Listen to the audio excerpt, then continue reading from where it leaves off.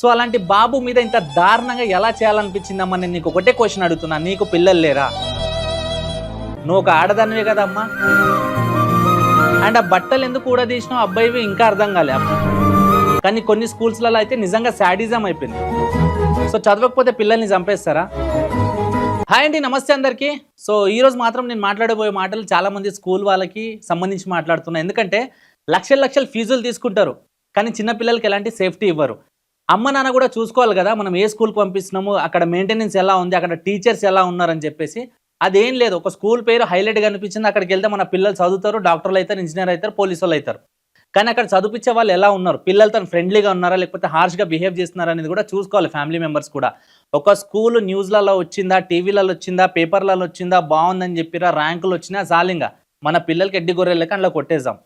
And చిన్నపిల్లలు దేవుళ్ళతో సమానం అంటారు. అలాంటి చిన్నపిల్లల ముందల పేరెంట్స్ కూడా కొట్టుకోరు, బూతులు మాట్లాడరు. ఎందుకంటే చిన్నపిల్లల మీద ప్రభావం పడుతుంది. వాళ్ళు చిన్నగా ఉన్నప్పుడు ఏది చూస్తే వాళ్ళ మైండ్లో అదే ఫిక్స్ అయిపోతుంది. వాళ్ళ ముందు గొడవ పడితే వాళ్ళు భయానికి గురి అవుతారని చెప్పేసి గొడవ పడరు. ఏదైనా బూతులు మాట్లాడితే బూతులు నేర్చుకుంటారేమో అని చెప్పేసి బూతులు మాట్లాడరు.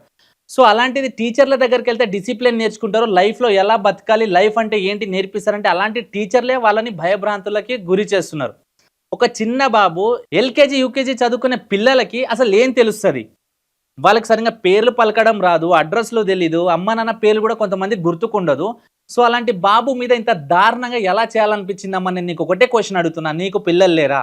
మీ ఇంటి చుట్టుపక్కల పిల్లలు లేరా? నువ్వు ఒక ఆడదానివే కదా అమ్మా, నీకంటే ఒక పిల్లల బాధ్యత అనేది ఉంది కదా. ఇప్పుడు అమ్మ నాన్న ఆ పిల్లల్ని నమ్మి ఎవరిని నమ్మి పంపిస్తున్నారు? టీచర్లను నమ్మి పంపిస్తున్నారు. ఎందుకంటే కష్టపడి కని పెంచి పెద్ద చేసి మీ చేతిలో పెడితే మీరేం చేస్తున్నారు? పిల్లల జీవితాలతో ఆడుకుంటున్నారు.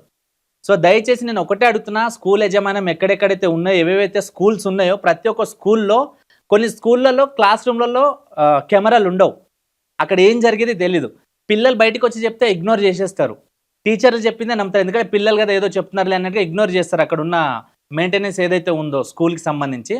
సో నేను ఈ వీడియో చూసే వాళ్ళకి ఒకటే చెప్తున్నా, అండ్ కొంతమందికి ఒకటే రిక్వెస్ట్ చేస్తున్నా, స్కూల్ యజమానానికి ప్రతి ఒక్క స్కూల్లో, ప్రతి ఒక్క క్లాస్లో, ప్రతి ఒక్క మూమెంట్లో సీసీ కెమెరా ఉంటే బాగుంటుంది. ఎవరు తప్పు చేస్తారు, ఎవరు తప్పు చేయట్లేదు అనేది ప్రతిసారి ఒక సెక్యూరిటీ కావచ్చు, ప్రిన్సిపల్ కావచ్చు, లేదంటే సీసీటీవీ ఫుటేజ్ చెక్ చేయడానికి, దానికి అబ్జర్వ్ చేయడానికి ఒక పర్సన్ ఉంటే బాగుంటుందని నేను అంటున్నాను. ఎందుకంటే ఇవాళ రేపు సంపాదించింది ప్రతిదీ చదువులకే పెడుతున్నారు అమ్మ నాన్న. వాళ్ళ స్థాయికి మించిన ఫీజులు కడుతున్నారు, ఎందుకంటే పిల్లల భవిష్యత్తు బాగుండాలని.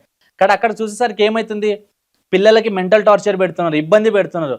ఆ చిన్న బాబుకి ఏం తెలుసు అని చెప్పేసి అంత బలవంతం చేసినామమ్మ. అబ్బాయి అప్పటికి భయపడుతున్నాడు, చేతులు ఊపుతున్నాడు, ఫుల్ భయపడుతున్నాడు. అండ్ ఆ బట్టలు ఎందుకు కూడా తీసినావు అబ్బాయివి ఇంకా అర్థం కాలే ఆ బాబుకి. సరే ఏదైనా ఉంటే పిలిచి ఇలా కాదమ్మా, ఇలా కాదన్నా అని చెప్పాలి. కొన్ని ప్లే స్కూల్స్ ఉంటాయి, మీకు తెలుసా, చిన్న పిల్లలతో ఎంత మంచిగా హ్యాండిల్ చేస్తారు తెలుసా. అమ్మ నాన్న కంటే ఎక్కువ ప్రేమ చూపిస్తారు, రాంది నేర్పిస్తారు. కానీ కొన్ని స్కూల్స్లలో అయితే నిజంగా శాడిజం అయిపోయింది. చాలా స్కూల్స్లలో చూసినాం ఇప్పుడు ఈ మధ్యకాలంలో అయితే చాలా స్కూళ్ళలో చిన్నపిల్లలకి మెంటల్ డిప్రెషన్లకు తీసుకెళ్తున్నారు, టార్చర్ పెడుతున్నారు, పిల్లల్ని ఇబ్బంది పెడుతున్నారు. సో చదవకపోతే పిల్లల్ని చంపేస్తారా? అరే వాళ్ళ మైండ్లో ఏముంది, వాళ్ళు ఎందుకు చదువుతలేరు, ఒకసారి ఫ్రెండ్లీగా ఉండి మీరు తెలుసుకొని వాళ్ళకి మంచి చదువు చెప్పొచ్చు కదా. అలాంటి చదువు చెప్పే టీచర్లే పిల్లల ప్రాణాలు తీస్తున్నారు. సో దయచేసి నేను ఏమంటున్నా, ఈ ఘటనతోని మాత్రం ప్రతి ఒక్క స్కూల్లో ఒక అవేర్నెస్ అనేది రావాలి. ప్రతి ఒక్క క్లాస్లో సీసీ కెమెరా ఉంటే బాగుంటుందని నా అభిప్రాయం. ఒకవేళ మీకు కూడా అలా అనిపిస్తే కామెంట్ చేయండి. అండ్ తల్లిదండ్రులకు కూడా నేను ఒకటే రిక్వెస్ట్ చేసినా, మనం ఎలాంటి స్కూల్కి పంపిస్తున్నాం, ఆ స్కూల్లో ఎలాంటి లైక్ స్టాఫ్ ఉంది, ఆ స్టాఫ్ మెంబర్స్కి ఇంకేమైనా గతంలో క్రిమినల్ కేసెస్ ఉన్నాయా, అలాంటివి కూడా మీరు సెర్చ్ చేయాల్సిన బాధ్యత మీకు ఉంది.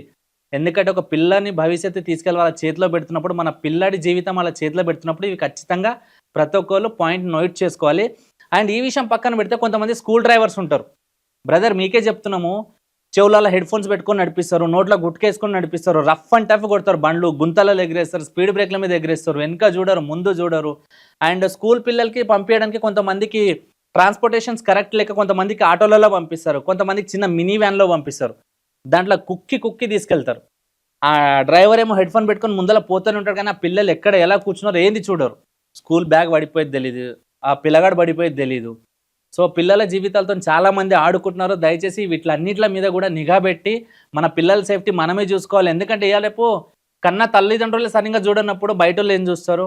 నేను ఒకటే అంటున్నా, ఈ ఒక్క న్యూస్ మొత్తంలో నేను కన్వే చేయాల్సింది ఒకటే, ప్రతి ఒక్క స్కూల్లో సీసీ కెమెరా ఉంటే బాగుంటుంది, అబ్జర్వేషన్ ఉంటే బాగుంటుంది.